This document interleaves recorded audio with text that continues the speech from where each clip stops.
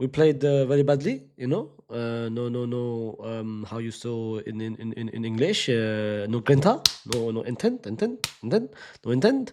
But you know, we need to improve for next week. 2 games in, but it's fine. We won one, we lost one, and it's fine.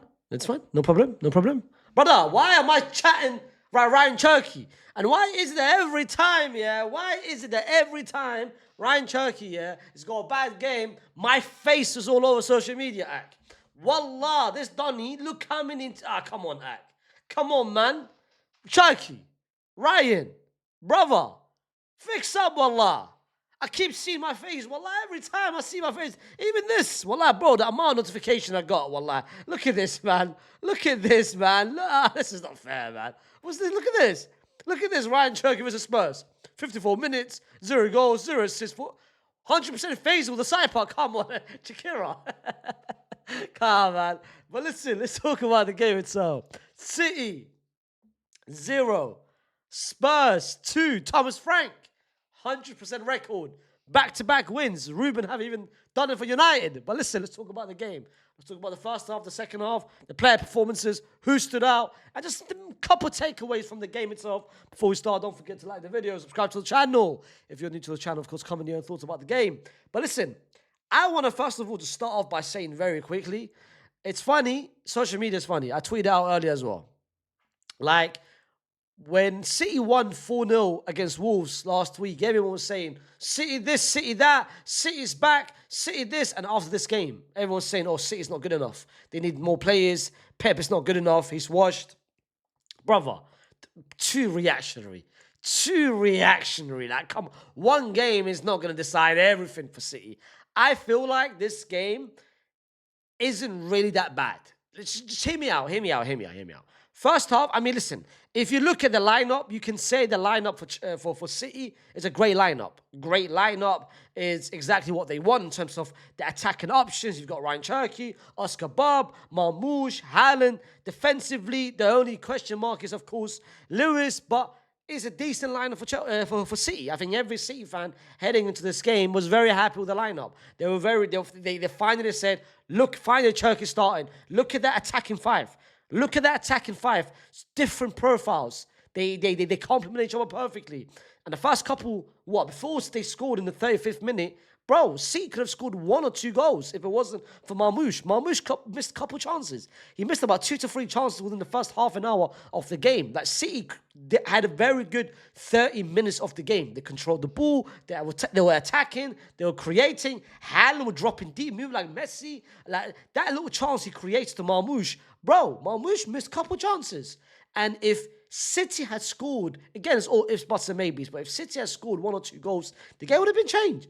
But Spurs, they picked their moment. Thomas Frank, typical Brentford style Thomas Frank. They picked their moment. Richarlison with a great run, by the way. Great running behind the defense. Great cutback.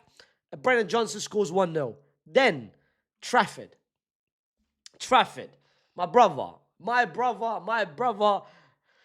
Let me just tell you one thing. I don't care with that double save that you made towards the end of the game with Solanke and Odobert or whatever it was.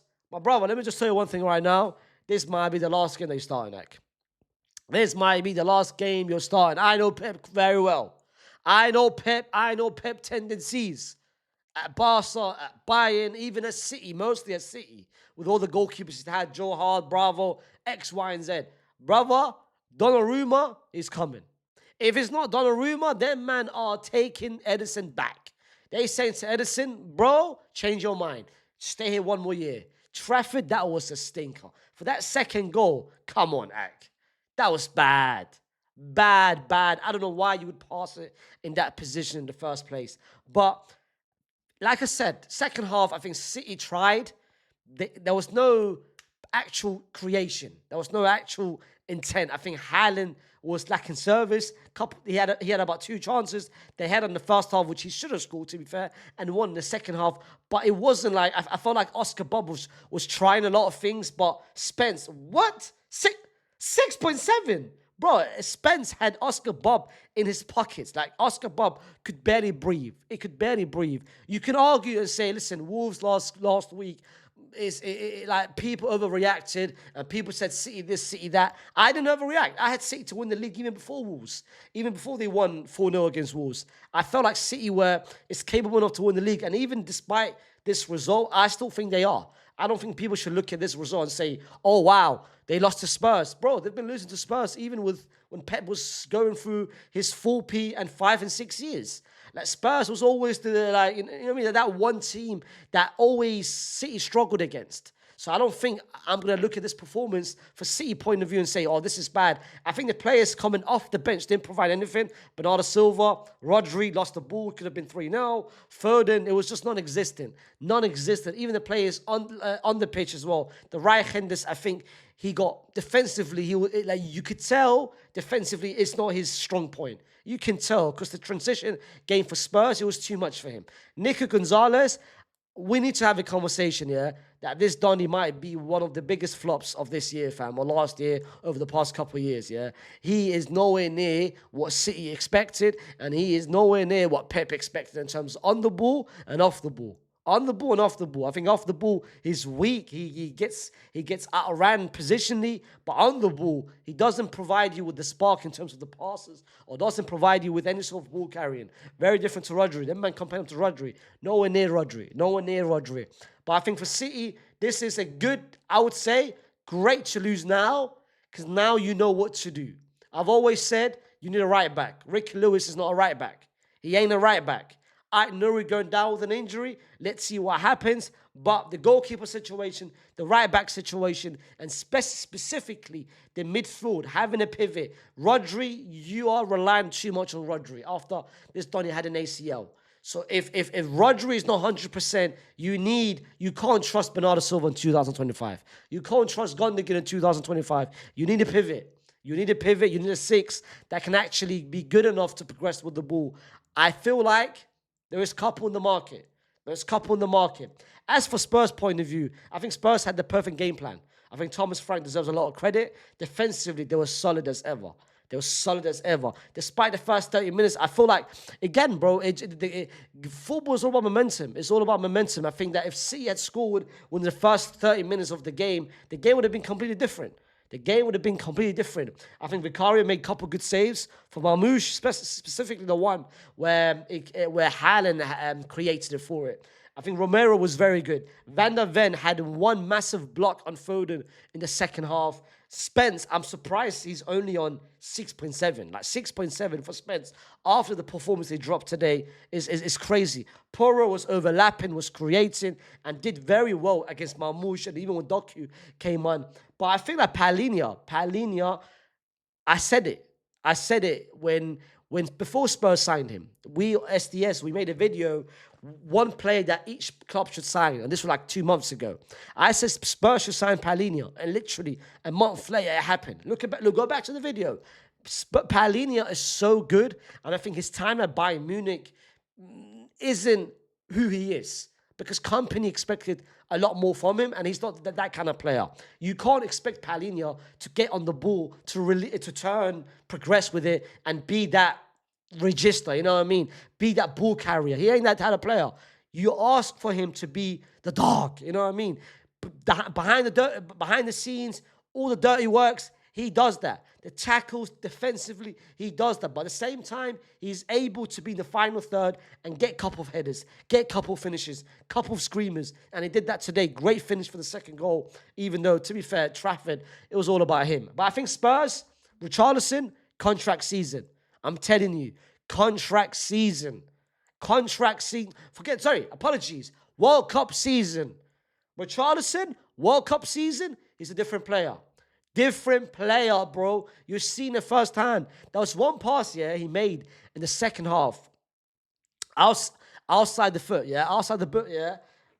to, who was it? To Brennan Johnson, who I think Diaz or Stones made that last-ditch tackle. I think it might have been Brennan Johnson. But yeah, bro, the passes he was making, the movement, like he was making the right movement, the right passing. Like Richarlison is having very good campaign so far. But listen, as I said to you guys, don't overreact, even if like, City fans. Let me chat to you guys first. Don't overreact. Don't overreact. you guys are still, in my opinion, in still good position. Yes, you lost 2-0.